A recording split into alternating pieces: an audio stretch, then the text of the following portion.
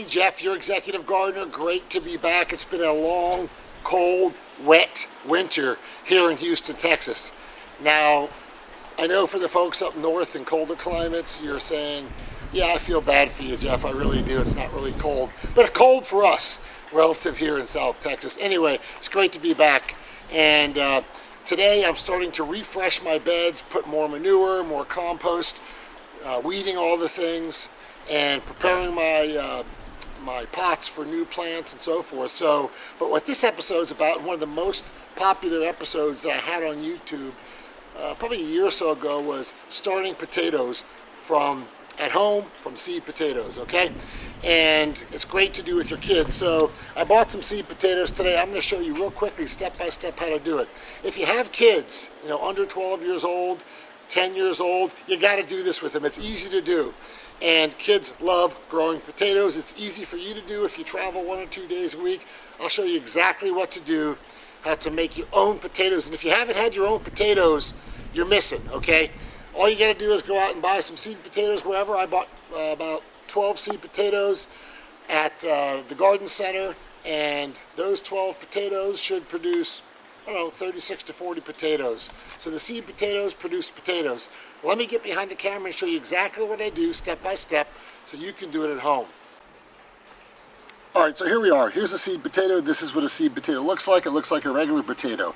Now you can also get potatoes from the store as long as they don't have these sprout inhibitors from popping up. So most organic food stores should do it, but I just bought it. It's much easier. Now what you'll see here is it's a small looking type of potato. This is what a seed potato looks like, okay? So let's take a look at what you do. So what you got to do is you got to get a 5-gallon Home Depot Lowe's bucket. Simple. I bought these for $2 each, okay?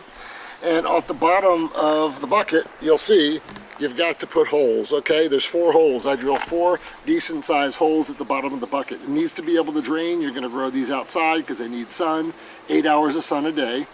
And that's that. So you got to put holes. Don't forget that in the bottom of the bucket, or else you'll have a bunch of mush down there. So what you do is you take 4 seed potatoes that look like this, and you plant them accordingly. So you'll see that in my bucket here, can't really see, I'm gonna have 1 here, 1 here, 1 here, and 1 here.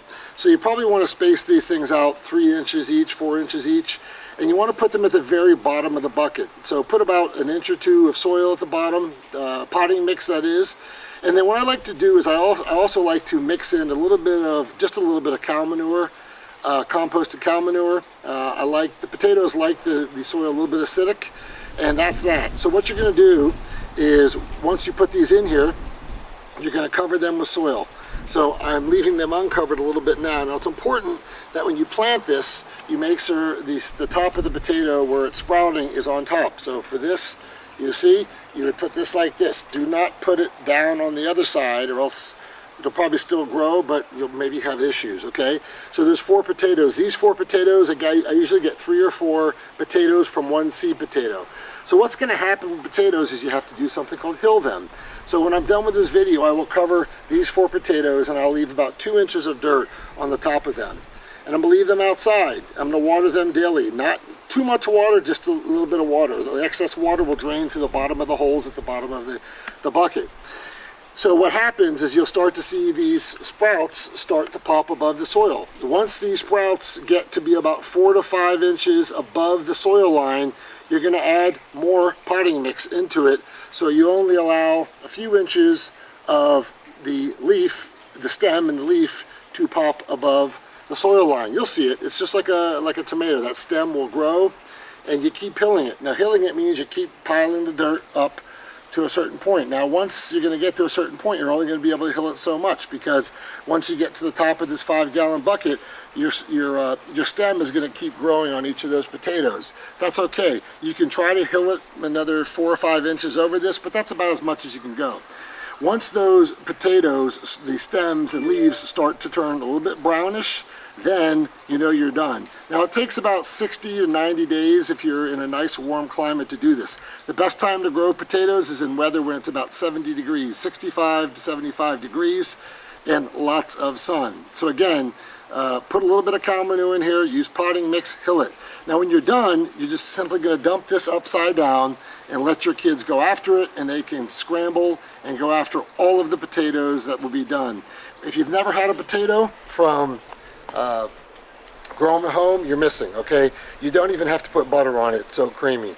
So there's a lot of different varieties out there. You can get Northern potatoes, red potatoes, a variety of potatoes, blue potatoes, but make sure you do it. It's a great thing to do with kids, like I said again, and that's it. So that's all I have, growing potatoes at home in a bucket. Real easy. If you have questions, send me the questions. I will respond to you.